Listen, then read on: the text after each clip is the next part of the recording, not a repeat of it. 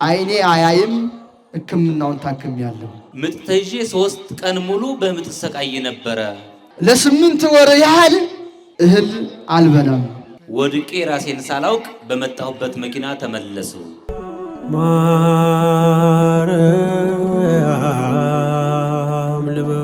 አይኔ አያይም ሕክምናውን ታክሜያለሁ።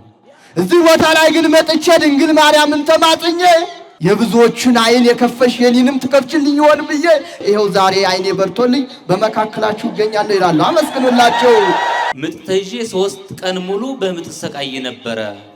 ባክሽ ድንግል ማርያም የጭንቃ አማላጅቷ ሆይ ገላግሊ ብዬ ስዕል አድኗን ሆዴ ላይ ሳደርገው ያለምንም ኦፕራሲዮን ያለምንም ስቲች በደቂቃ ውስጥ ወልጃለሁ። ድንግል ማርያምን አመስግኑልኝ። አመስግኑላት። ልጄ ልጅ የላትም ነበረ። ብዙ ዓመታት በልጅ ትሰቃይ ነበር ልጄ። ክብር ለድንግል ማርያም። እዚህ መጣ በዕለተ ቀኗ በእመቤታችን ቀን እዚህ ቦታ ላይ ድንግል ማርያምን ጠይቃ ተመለሰች። አሁን ድንግል ማርያም ልጅ ሰጥታ ልጄ ነፍስ ወልዳ ዛሬ ቤት አራስ ሆና ነው ልጄን ጥዬ የመጣሁት። ክብር ለድንግል ማርያም። አመስግኑልኝ ይላሉ። ከፍ አድርጋችሁ አመስግኑ። ታምሜ ሐኪም ቤት ሄድኩኝ። ሐኪም ቤት ሲሄድ ደም ግፊት አለባችሁ ተባልኩኝ። እነሱ የእድሜ ባለጸጋ ናቸው። በስተኋላ እንዲህ ይመጣል በሰው ላይ። ስለዚህ መድኃኒት መውሰድ አለባችሁ ተባልኩኝ። እኔ ነገር ግን መድኃኒቱን አልወስድም፣ መድኃኒት የስውሯ ማርያም ላይ እዛ ሄዳለሁ ብዬ መጣው። የዛሬ 4 ወር እዚህ ቦታ ላይ መጥቼ ተማጽኜ ሄድኩኝ። መድኃኒትም አልወሰድኩ። ዛሬም የሚባል ነገር ምንም ነገር አይሰማኝ። መድኃኒትም አልወሰድኩ። ይኸው ለምስክርነት በቅቻለሁ። አመስግኑልኝ ይላሉ። አመስግኑላቸው።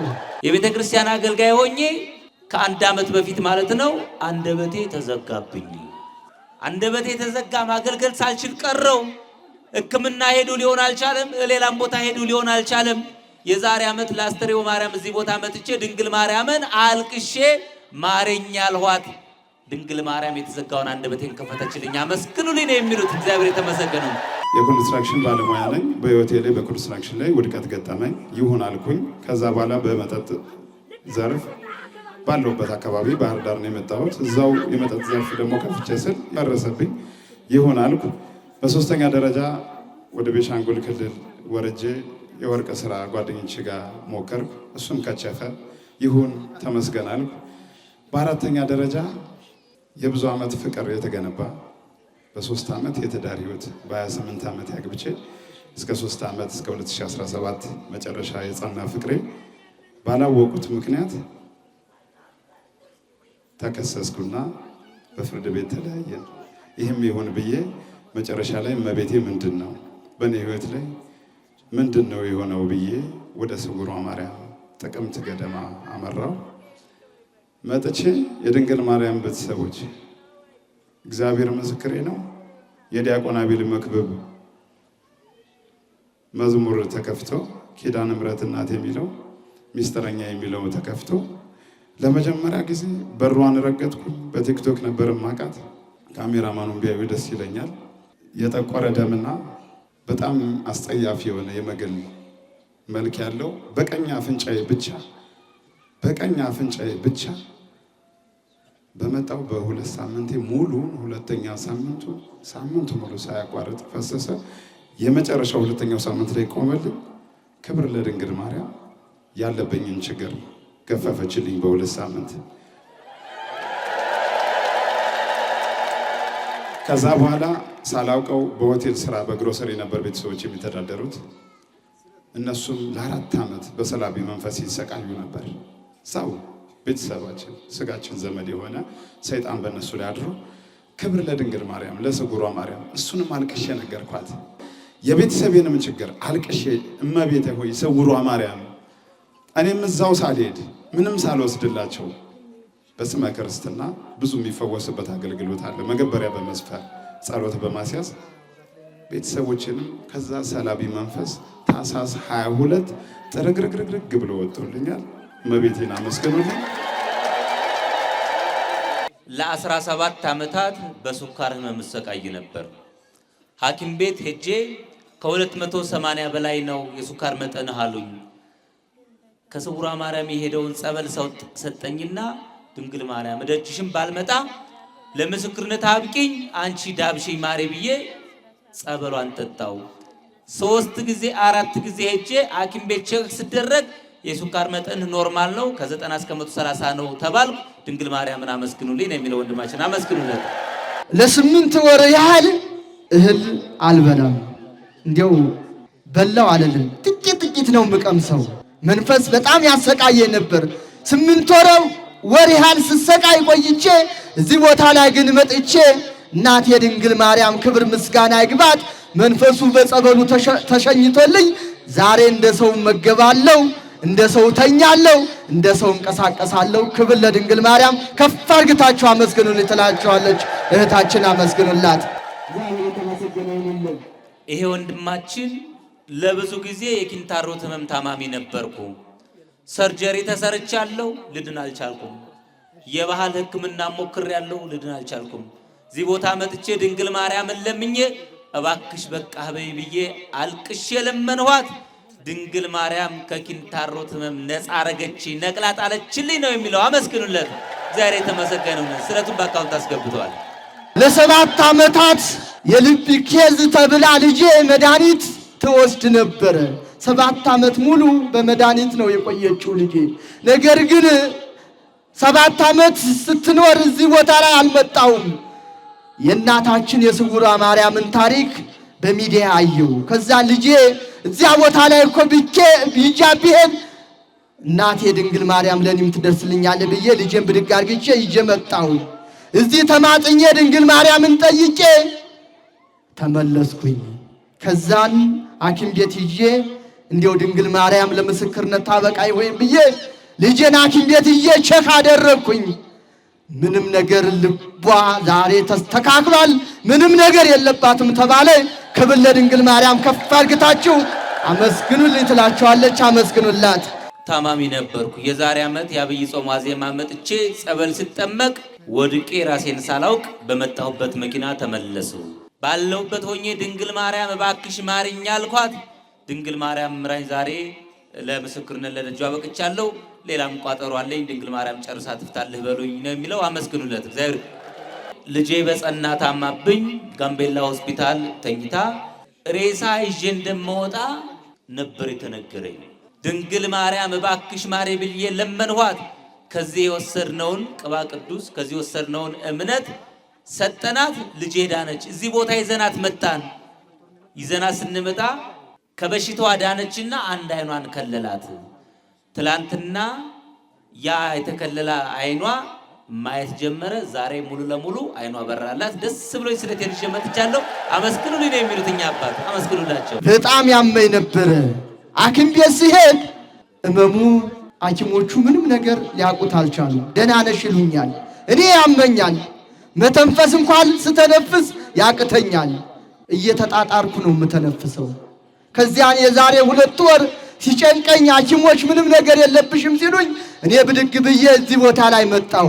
ድንግል ማርያም ገና ሰርቼ አልጠገብኩም፣ እባክሽ ለብዙ የደረሽ ለኔም ድረሽና ለምስክርነት አብቅኝ አልኩኝ። ሐኪም ምንም ነገር የለብሽም ደህና ነሽ ሲሉኝ እኔ ተጨንቄ አጣጥራለሁ። ነገር ግን እዚህ ቦታ ላይ መጥቼ የዛሬ 2 ወር ድንግል ማርያምን ተማጸንኩ፣ ጸበሏንም ተጸበልኩ። አመስግኑልኝ ትላለች እህታችን። አመስግኑላት። እግዚአብሔር የተመሰገነ ይሁንልን። እኔ ሰውነቴ በጣም ከእግር እስከ ራሴ ያበጠና ሐኪም ቤት ሄድኩኝ። ሐኪም ቤትም ስሄድ ኩላሊት ነው ተባልኩኝ። ከዛ ኩላሊት ነው ከተባልኩ በኋላ ኩላሊት ሕክምናውን ከጀመርኩ በኋላ 2ቱም እግሮቼ ያልሄዳሉኝ። ከዛ በሰው ሸክም መጣው። እዚህ ልክ ደረጃዋን በሰው ሸክም እንደወጣውኝ ግቢ ስገባ እግሬ ትንሽ መራመድ ጀመረ። ጸበሏን እንደተጠመቅኩ ደግሞ ሙሉ ለሙሉ መሄድ ጀመረ እግሬ።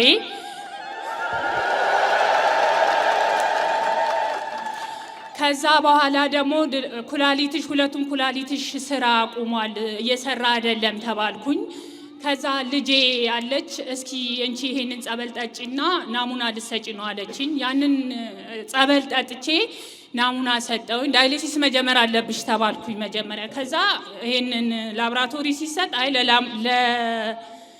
ለዳይሊሲስ እንትን የሚል አይደለም ተባልኩና ተመለስኩ ወደ ሕክምናው። ከእንደገና ደግሞ አሁንም ሕክምና ላይ ያለውኝ 2ቱም ኩላሊትሽ አሁንም ስራ አቁሟል፣ ወይ ነቅሎ ተከላ ወይ ደግሞ አንዱን ማስወገድ ምናምን ተባልኩኝ። ከዛ አሁንም የእመቤቴን ጸበል ጠጥቼ ናሙና ሰጠው።